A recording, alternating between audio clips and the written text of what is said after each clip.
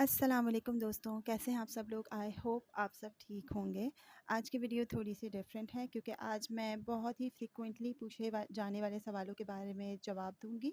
और ये टॉपिक मेरा सबसे फेवरेट है, उम्रे का टॉपिक। कि अगर लोग मुझसे पूछते हैं कि हम जा रहे हैं तो हमें क्या करना चाहिए क्या नहीं, जस्ट बिकॉज कि मुझे एक्सपीरियंस है थोड़ा सा, क्योंकि ऑलरेडी 3 बार गए हैं और अब चौथी बार इंशाल्लाह ताला जा रहे हैं। तो इस चीज़ का एक्सपीरियंस होता है, और अगर आपको कोई चीज़ पता है और किसी चीज़ का एक्सपीरियंस है तो ये आपकी ज़िम्मेदारी है कि जो लोग आपसे सवाल पूछ रहे हैं आप उसका ठीक तरीके से जवाब दें। तो दोस्तों, पहला सवाल जो बहुत ज़्यादा पूछा जाता है कि क्या उम्र पर जाने के लिए उम्र की कोई कैद है। और इसका जवाब है कि बिल्कुल भी नहीं, उम्र की कोई कैद नहीं है। किसी भी उम्र के लोग उम्रा करने के लिए जा सकते हैं। लेकिन मेरा पर्सनल मानना ये है कि आपके जो नौमौलूद बच्चे हों, जो कि बिल्कुल छोटे होते हैं, आप अवॉइड करें कि उन बच्चों को ना लेके जाएं, क्योंकि बच्चों को पता होता ही नहीं है कि वो कहाँ पर मौजूद हैं। तो वो बहुत ज़्यादा नमाज़ पढ़ने में और हर चीज़ में अपने पेरेंट्स को बहुत ज़्यादा, स्पेशली माओं को बहुत ज़्यादा तंग करते हैं। तो आप अवॉइड करें कि इतने छोटे बच्चे ना लेकर जाएं जब तक कि बच्चे इस उम्र को ना पहुंच जाएं कि उन्हें इबादत करना आती हो, उन्हें पता हो कि उन्हें क्या करना है।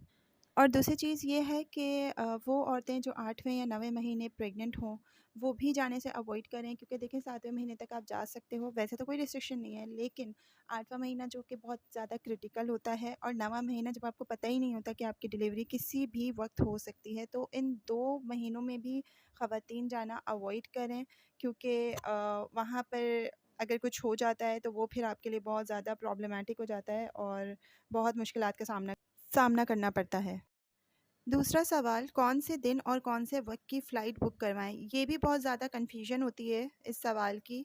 तो दोस्तों, वैसे तो जो आपका एजेंट होते हैं, जो ट्रैवल एजेंट होते हैं, वो लोग ही इस चीज़ को देखते हैं कि कौन सा दिन उनको सूटेबल पड़ रहा है, और आपकी रिक्वायरमेंट्स के अकॉर्डिंग भी वो देखते हैं। लेकिन मैं आपको बताऊं, आप जब भी जा रहे हो ना, तो आप ऐसे दिन सेलेक्ट करो। लेट्स सपोज अगर आप लोग 15 दिन के लिए जा रहे हो, तो आपका जो मेन प्रायोरिटी होनी चाहिए कि आपको वहाँ पर जुम्मे कितने मिल रहे हैं, क्योंकि आपको पता है एक तो अफजल दिन है, इबादतों का कितना सवाब है वहाँ पर, जुम्मे की एक अलग ही रौनक होती है। और फिर स्पेशली जब रमज़ान होते हैं तो फिर वो एक चीज़ और ऐड हो जाती है, आपका प्लस पॉइंट हो जाता है।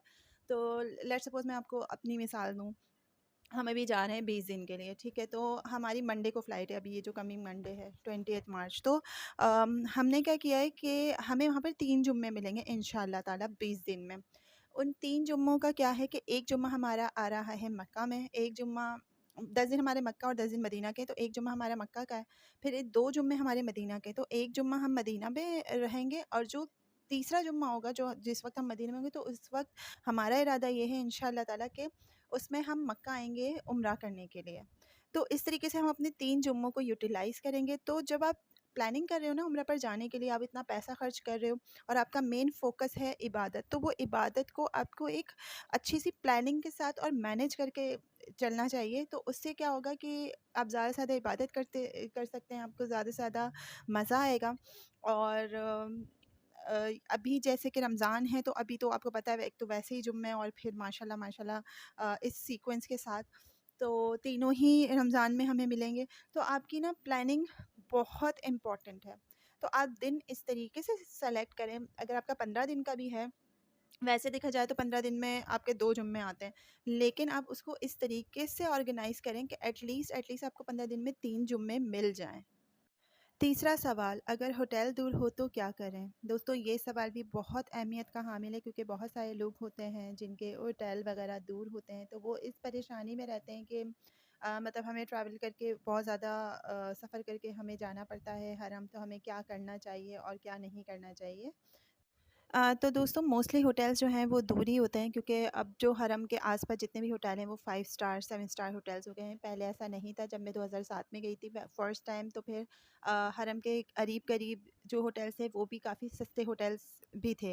लेकिन अब क्या हो गया है कि अब वो सारे होटल्स तोड़ के हरम की तौसीह कर दी गई है, सहन को बाहर के बढ़ा दिया गया है, वो सारे होटल्स तोड़ दिए हैं। तो अब सिर्फ 5 स्टार और 7 स्टार्स होटल हैं जो कि करीब रह गए हैं।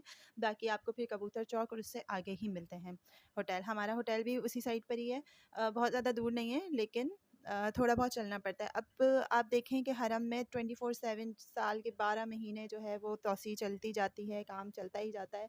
तो उससे क्या हो गया है कि जो जब आप आते हैं, मतलब एक तो आप होटल से حرم کے احاطے تک پورا سفر کر کے آ رہے ہیں، اور پھر اس کے بعد حرم کا وہ صحن باہر والا کراس کرنا، اندر والا کراس کرنا، اور خانہ کعبہ تک پہنچنے میں ہی آپ کی کافی انرجی چلی جاتی ہے۔ تو مشورہ میرا یہ ہوتا ہے، اسپیشلی ہم بات کر رہے ہیں رمضانوں کے عمرے کے بارے میں، تو ہوتا یہ ہے کہ آپ ظہر کے ٹائم آپ چلے جائیں، یا پھر آپ کوشش کریں کہ ظہر آپ اپنے ہوٹل میں پڑھ لیں، اور اس کے بعد آپ تھوڑا سا ریسٹ کر کے عصر سے پہلے آپ حرم چلے جائیں، وہاں پہ عصر پڑھیں، اس کے بعد مغرب وہیں افطار کر کے پوری رات عشاء کے بعد اور پوری رات آپ عبادت کریں اپنی، آپ طواف کریں، آپ کو جو کرنا ہے آپ کریں۔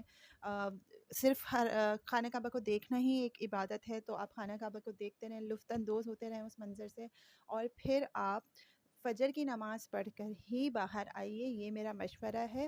یا تو پھر اگر آپ کو سحری ہوٹل میں ہی کرنی ہے تو پھر آپ اپنے ہوٹل جائیے، وہاں پر سحری کیجیے، اور فجر کی نماز آپ ایسا کر لیجئے کہ باہر ہی پڑھ لیجئے، لائک کبوتر چوک کے پاس، وہاں پر بھی سب جانماز بچھا کر روڈ پر نماز پڑھ رہے ہوتے ہیں، تو آپ وہیں پہ ہی قریب ہی اپنے ہوٹل کے نماز پڑھیے اور واپس ہوٹل آ کر سو جائیے، اور پھر آپ ظہر میں اٹھ کے دوبارہ چلیے جائیے۔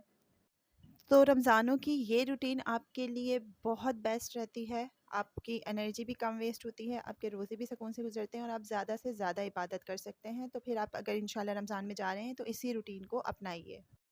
چوتھا سوال، کیا چیز ساتھ نہ لے جائیں؟ ویسے تو دوستوں آپ سب کو پتہ ہی ہے اس سوال کا جواب، کہ کیا کیا چیزیں جو کہ انلیگل ہیں ہمیں نہیں لے کر جانی چاہیے، لیکن جو چیزیں ویسے تو ہم لیگل نہیں کہیں گے ان کو، لیکن جو ہمارے معاشرے میں استعمال کی جاتی ہیں ان چیزوں کو لے جانا بھی تھوڑا پرابلمٹک ہو جاتا ہے، جیسے کہ گٹکا ہے، نسوار ہے، سگریٹس ہیں۔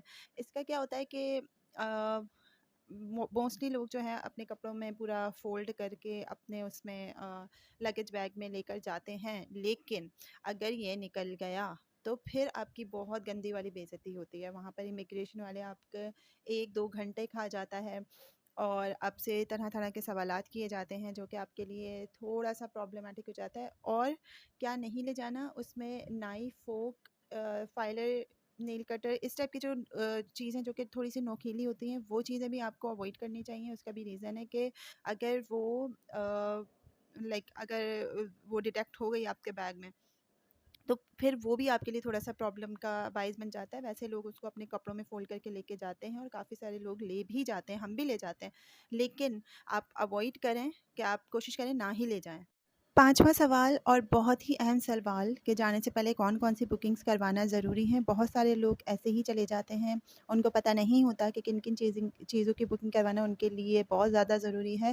تو اس میں سب سے پہلی چیز ہے تو ہوٹل، آبویسلی وہ تو آپ جب اپنے ٹریول والوں ایجنسی کے ساتھ آپ جائیں گے تو پھر بکنگس تو وہ خیر آپ کی خود ہی کروا دیں گے ہوٹل کی، لیکن اس میں بھی آپشن ہوتا ہے، اٹ ڈپینڈس آن یو کہ آپ بکنگ کروانا چاہتے ہیں کہ نہیں چاہتے ہیں، جو بھی ہے۔ تو آپ کے لیے مشورہ یہ ہے کہ آپ یہیں سے بکنگ کروا کے جائیں۔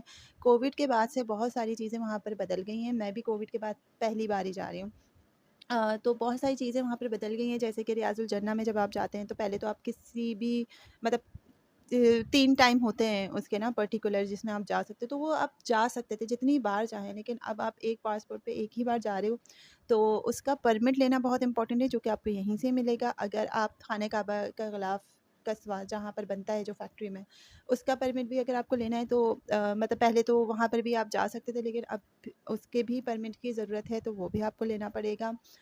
زیارتوں کے لیے بکنگ آپ کو یہیں سے کروا کر جانی چاہیے، کیونکہ وہ بھی پھر آپ کے لیے وہاں پر تھوڑا سا پرابلمٹک ہو جائے گا۔ مدینہ، اگر آپ لیٹ سپوز آپ کا جیسے ہمارا والا ہے کہ آپ مکہ سے مدینہ جا رہے ہو اور مدینہ سے ہی واپس پاکستان آپ کو آنا ہے، لیکن اگر آپ چاہتے ہو کہ آپ ایک بڑا عمرہ مدینہ سے مکہ کی طرف کرو، تو اس کے لیے بھی جو بھی بکنگ یا جو بھی چیزیں ہیں وہ بھی آپ کو پہلے سے کروانی چاہیے، کیونکہ آن دا اسپاٹ آپ کے لیے وہ بھی تھوڑا سا پرابلمٹک ہو جاتا ہے۔ ساری انفارمیشن عمرہ سے ریلیٹڈ، عمرہ کس طرح کرنا ہے، بک خرید لیجئے، بکس اویلیبل ہوتی ہیں مارکیٹ میں، جو کہ آپ کو بہت زیادہ ہیلپ کرتی ہیں عمرہ پر۔ دوستو، امید کرتی ہوں آپ کو آج کی ویڈیو پسند آئی ہوگی، جو بھی انفارمیشن میں نے آپ کے ساتھ شیئر کی ہے وہ سب آپ کو اچھی لگی ہوں گی، تو ویڈیو کو لائک کر دیجئے اور چینل کو سبسکرائب کر دیجئے۔ ملتے ہیں نیکسٹ ویڈیو میں۔ اپنا اور اپنے پیاروں کا بہت سارا خیال رکھیے گا اور دعاؤں میں یاد رکھیے گا، انشاءاللہ تعالیٰ میں بھی آپ کو دعاؤں میں یاد رکھوں گی، اور چینل کو سبسکرائب ضرور کر دیجیے گا۔ اللہ حافظ۔